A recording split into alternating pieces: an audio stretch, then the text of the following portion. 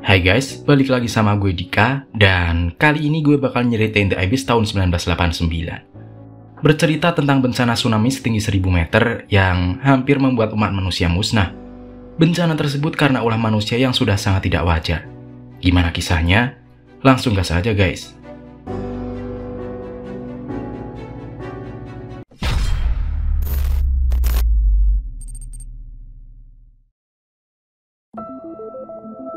Cerita dimulai saat USS Montana atau kapal selam milik Angkatan Laut Amerika Serikat dengan 156 awak sedang beroperasi jauh di dasar Palung Cayman di Laut Karibia. Selama misinya, kapal ini menangkap sinyal berupa objek dalam laut tak dikenal yang bergerak dengan kecepatan tinggi.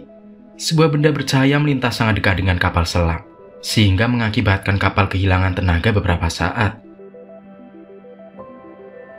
Ketika tenaganya pulih, kapal selam sudah dekat dengan dinding ngarai bawah air, dan akhirnya menabrak dinding itu.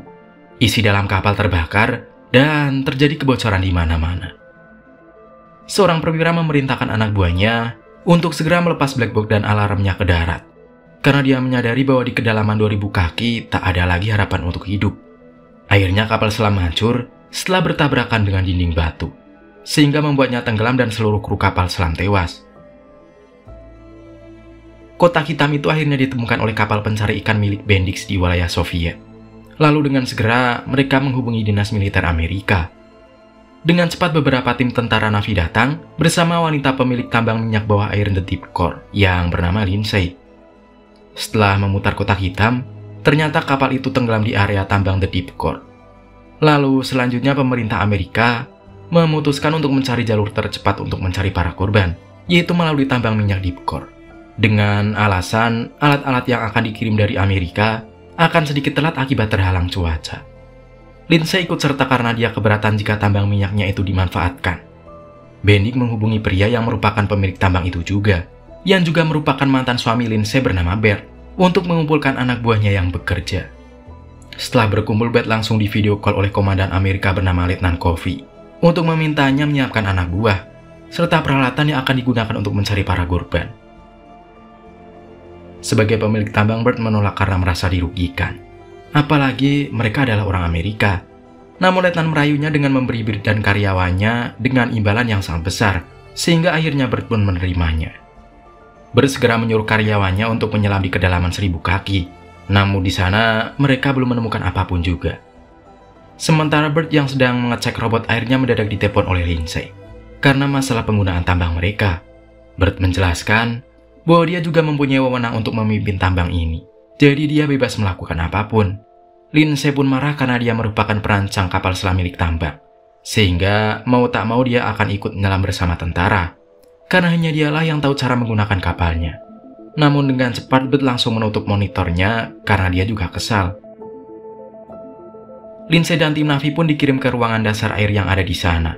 Juga ada Bert yang sebelumnya memberi peringatan kepada tim bahwa di kedalaman ini seseorang bisa saja mengalami gejala tekanan otak, yang mana itu ditandai dengan tangan yang bergetar. Namun dengan sombongnya tim Navy mengatakan bahwa mereka telah terlatih di kedalaman seperti ini. Terowongan pun terhubung dan semua pun mulai memindah barang-barang mereka. Namun ketika itu salah satu komandan Navy bernama Lewis mendadak merasakan gemetar di tangannya. Tentunya tanda-tanda bahaya melandanya, namun dia mengabaikannya.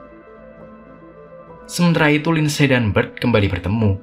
Mereka mulai bertengkar, namun Bert memilih menjauhinya untuk menghindari pertengkaran. Tapi kali ini mereka harus bersatu untuk mencari para korban. Lindsay menanyakan kamar untuk tidurnya nanti, sehingga Bert pun memberikan kamarnya untuknya.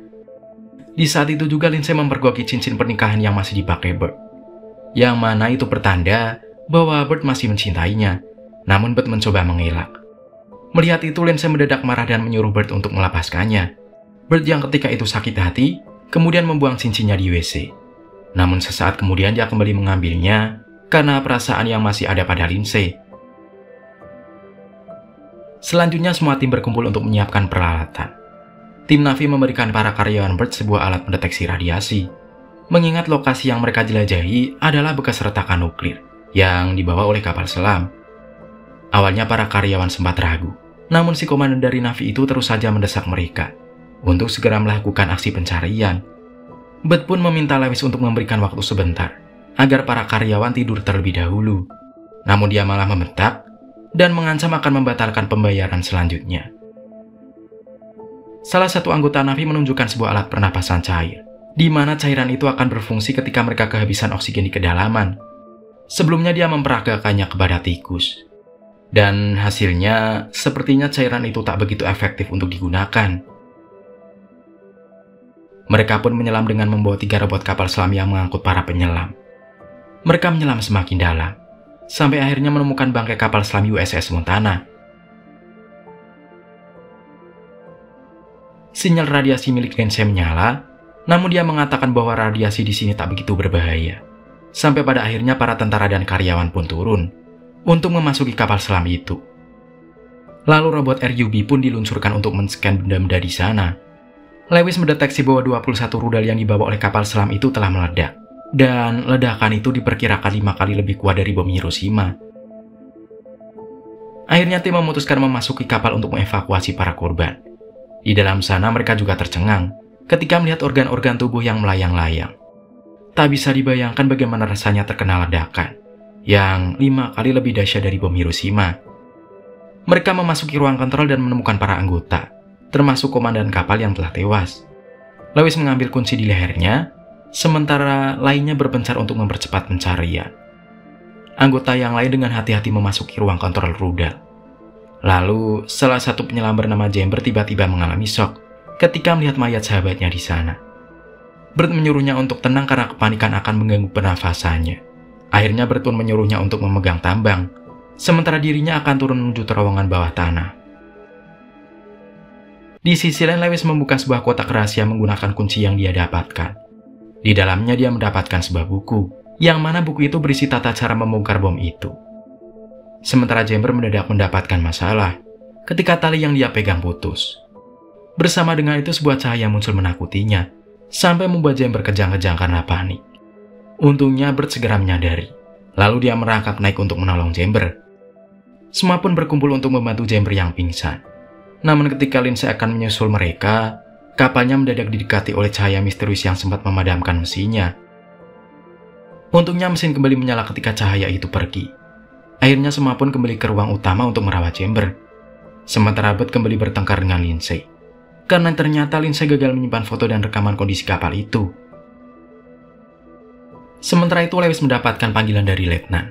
Lalu dia diperintahkan untuk mempercepat misi mereka dan mengambil salah satu mini kapal selam untuk mengambil dan memperbaiki rudal bom yang tersisa. Lewis dan 2 timnya pun dengan paksa merebut kapal mini milik Bert dan mengambil bom tanpa memberitahu mereka. Ternyata buku yang diambil oleh Lewis tadi merupakan tata cara membuka ikatan dari bom-bom itu. Tim dan lainnya sangat tegang saat melepas tali dari bom itu sesuai instruksi buku, yang mana akhirnya mereka berhasil juga. Sementara para karyawan sibuk melihat berita yang menuduh bahwa peristiwa tenggelamnya kapal selam itu akibat ulah Soviet dan Rusia. Sementara Lewis dan timnya berhasil membawa bom ke atas dengan diam-diam, tanpa memberitahu Bert dan yang lainnya.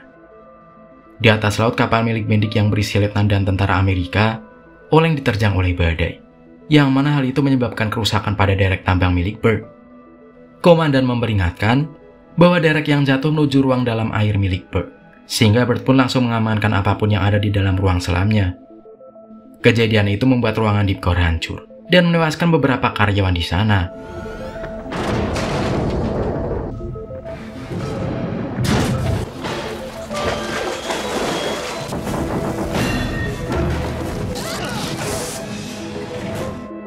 Untungnya beberapa karyawan utama dan tim Na'vi masih selamat. Namun goncangan ombak itu membuat listrik padam, sehingga Lindsay pun terpaksa turun tangan untuk memperbaiki kabel, karena hanya dialah yang tahu bagaimana cara memperbaiki fasilitas di tambang ini. Mereka pun masuk ke bawah dengan pantauan tim. Namun monitor tiba-tiba padam, yang ternyata kembali diakibatkan oleh sosok cahaya tadi. Lindsay yang sendirian tanpa pantauan, dihantui oleh cahaya raksasa yang mirip dengan mangkok. Cahaya itu tiba-tiba menghilang. Lalu Lindsay pun kembali ke ruangan untuk menceritakan semua yang dia lihat. Lindsay menjelaskan kepada kelompok bahwa dia melihat cahaya aneh yang mengelilingi kapal selam. Bert menyangkal hal itu. Lindsay pun menjawab bahwa penyebab tenggelamnya kapal USS adalah bukan akibat Rusia, melainkan benda bercahaya itu. Mereka juga memberitahu tim Na'vi bahwa peristiwa kapal USS Montana bukanlah ulah Rusia. Namun sayangnya Lewis tak percaya. dan malah menyuruh mereka untuk segera mengangkut para korban. Lewis terlihat sangat ketakutan akan sesuatu. Saat semua tim memperbaiki sistem, Lewis dan anak buahnya diam-diam mengaktifkan kembali bom nuklir yang siap diledakkan. Rekan Bert memergoki itu melalui kamera CCTV dan langsung melapor kepada para karyawan. Saat itu Lindsay langsung marah karena para navi itu telah memasukkan bom ke tempatnya tanpa izin. Ketika berhasil membobol ruangan yang digunakan untuk merakit detonator, Lindsay langsung disabotase oleh Lewis karena Lewis menganggap kalau dia adalah penghalang misinya. Bert berusaha merebut Lindsay dengan merayunya dan akhirnya dia berhasil. Pada akhirnya kelompok memastikan bahwa Lewis ternyata terkena gangguan kejiwaan akibat tak biasa dengan tekanan udara di kapal. Lewis mengalami paranoid yang luar biasa, di mana dia sangat takut diserang oleh Rusia. Dia juga menganggap bahwa cahaya yang dimaksud adalah persenjataan milik Rusia. Kini rencana Lewis adalah mengebom semua wilayah dasar laut di area kecelakaan itu. Malamnya semua mendadak dibangunkan oleh sosok air yang membentuk memanjang dan menyusuri seluruh kapal. Lindsay mengklaim bahwa itu adalah alien.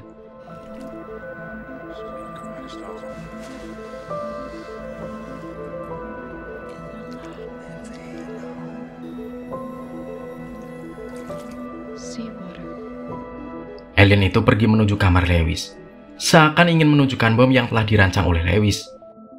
Saat semua masuk, Lewis pun menutup pintu, sehingga memotong badan alien itu. Lewis mengambil kelompok untuk mencoba berdamai dengan mereka. Rekan Lindsay menjelaskan bahwa air alien itu lebih mirip seperti alat pengintai yang canggih. Mustahil jika teknologi sekarang bisa menciptakan benda seperti itu. Cerita dari Lindsay membuat Lewis semakin ketakutan, sampai pada akhirnya dia menyuruh rekannya untuk segera meletakkan bom itu. Ketika para karyawan lengah, para navi mengancam mereka dengan senjata, sementara Lewis pergi ke kapal mini untuk membawa bom itu ke dasar. Saat itu juga Jember kembali pulih dari komanya, dan dia pun membela Bert, karena dia benar-benar melihat cahaya yang tak masuk akal. Akhirnya Bert memutuskan melewati jalur pintas karena pintu utama telah dikunci, di mana dia harus menyelam tanpa pelindung, melewati jalur pembuangan walaupun air sangat dingin. Namun akhirnya dia berhasil menembus ke ruang kapal mini, di mana di sana juga ada Lewis yang siap untuk menyelam. Melihat Lewis yang lemah dan depresi, Bert hampir berhasil membunuhnya. Namun dia ketahuan dan hampir ditembak. Untungnya pistol yang digunakan Lewis kosong, sampai akhirnya mereka bertarung di sana. Bert yang hampir terbunuh dibantu oleh rekannya, yang akhirnya membuat Lewis kabur untuk memasuki kapal.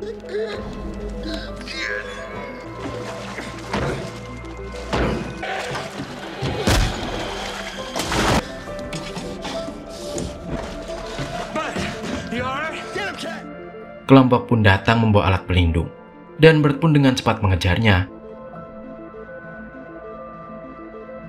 Untungnya dia masih bisa meraih bom itu. Bert pun langsung menahannya dengan tali, sementara Lindsay ikut membantunya dengan menabrak Lewis menggunakan kapal cadangannya.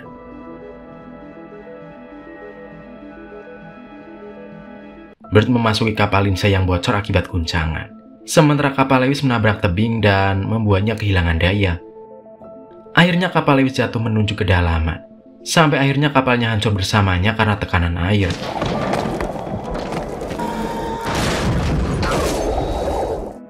Sayangnya tali yang mengikat bom mendadak lepas dan menjatuhkannya ke dasar, sementara badan Lindsay terjebak di kapalnya dan mulai tenggelam. Di sini Lindsay mengorbankan dirinya untuk menyelamatkan Bert, yang mana dia mati seketika karena tekanan air. Bert dengan cepat membawa Lindsay ke ruang utama untuk diselamatkan. Setelah Bert berjuang menyelamatkan Lindsay, akhirnya Lindsay dapat selamat.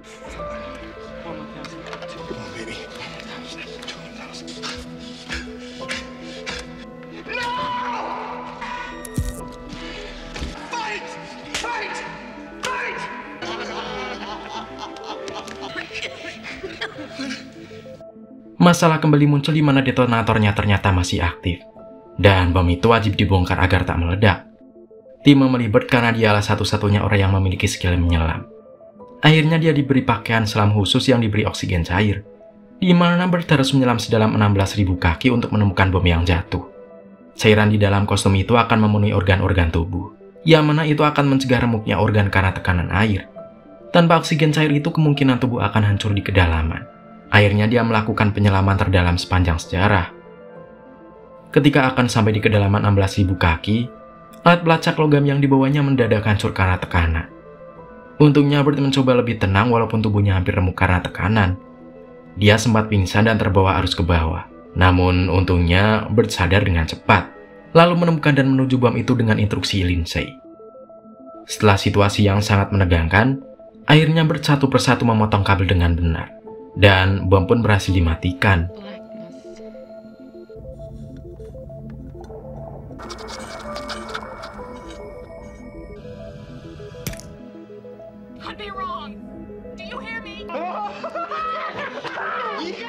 Namun masalah kembali muncul setelah Bert tahu bahwa sisa cairan oksigennya hanya bertahan 5 menit saja, sedangkan dia membutuhkan 1 jam perjalanan untuk kembali ke atas. Di momen ini Bert mengirimkan pesan perpisahan kepada Lindsay, di mana dia sangat mencintainya dan pamit untuk pergi selamanya. Namun ketika Bert hampir tewas, cahaya aneh mendadak muncul untuk menuntun Bert menuju kapal transparan yang sangat megah.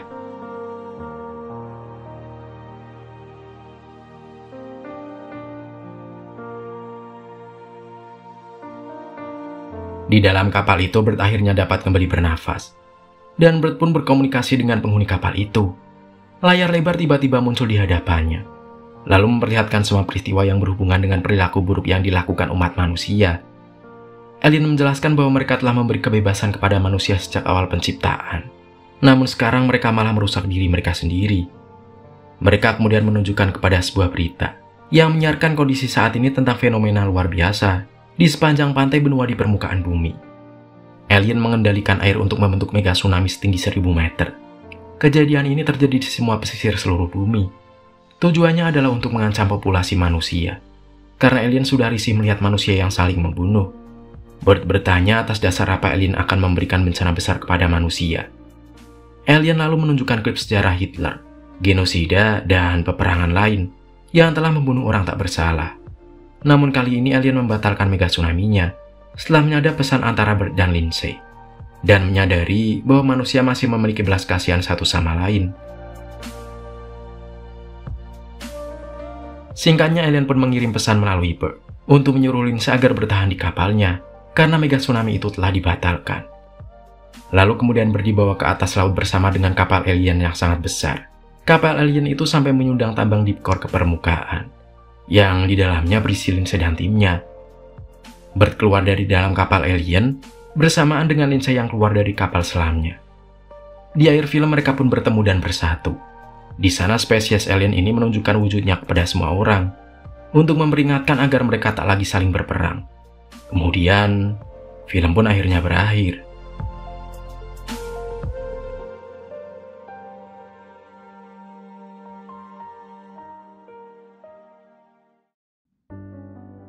Itulah cerita The Abyss, guys. Walaupun film jadul, tapi sudah cukup bagus jalan cerita dan visualisasinya ya. Kalau menurut kamu ada gak guys kehidupan alien? Atau kamu pernah melihat alien atau UFO? Komen ya guys. Sekian video kali ini, semoga kalian suka dan terhibur. Gue pamit, dadah semuanya.